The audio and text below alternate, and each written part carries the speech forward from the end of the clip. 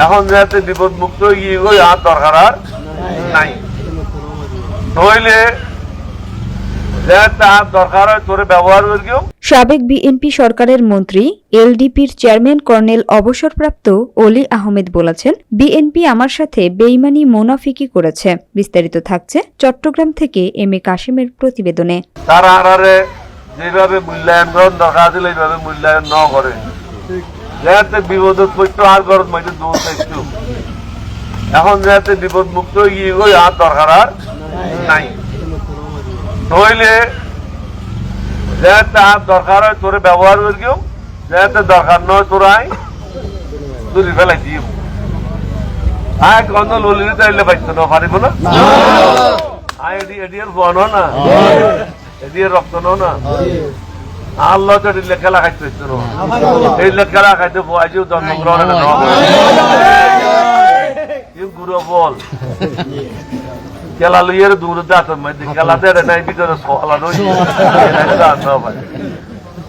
সরকার তাই না যে বহুত দেরি আছে। ওই যে বুড়ো বুড়ি হলো হয়তো দিল্লি হুন দূরস্থ মুগুলো হলো হয়তো দিল্লির দ্বারায় যারা প্রভাবিত হইব তারা এটা সরকার কোনোদিন গঠন করতে পারছে না। সর্বশেষ দিবে জানা যাও ইয়ে ডাকাত মাইতে দিবের হনো কি এড়িলে নচিন্ত এড়িলে হনো প্রসিদ্ধ কোনো মানুষ গুরু হওয়া দিবে জানা যায় যে তোরা মানুষ ইয়ে এড়িলে মানুষ ডাকাত মাইতে বহুদিন মাইছে ন দেখে দিয়েন কি হয়ে দিয়ে ইয়েন এখন সংবাদ দিয়ে দেখি মুদিল্য যারা আসস আর তারা লয়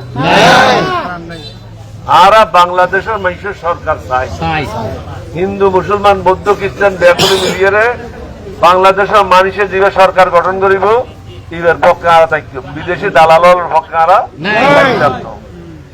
এখন অনাতে সিদ্ধান্ত লাভ করিব কি দালাল লয় চাইবেন না যারা বাংলাদেশের যুদ্ধ করিয়ে তারা লয় চাইবেন।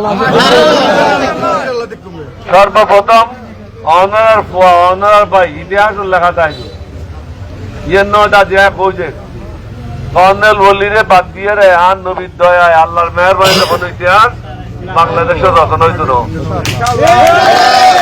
সর্বপ্রথম বিদ্রোহ করেছিলাম আয় পাকিস্তানের বিরুদ্ধে আর কি আইন যুদ্ধ শুরু করেছিলাম আজিয়া আর একখান বয়স হইয়ে দিয়ে ওনারা চাইলেন আর জায়গার মধ্যে আরে নির্বাচিত করিবেন।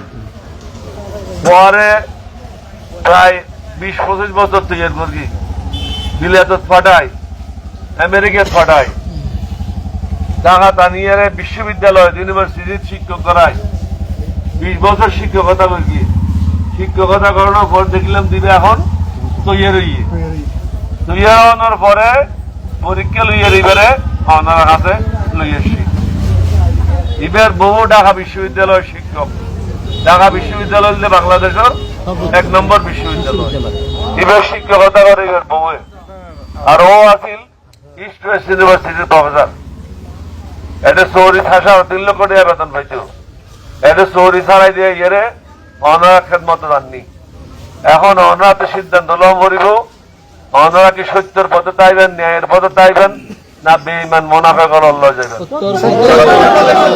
সত্যের বদল দেখার আল্লাহর পথ সত্যের পথের অল্লাহন আর নবীর পথ।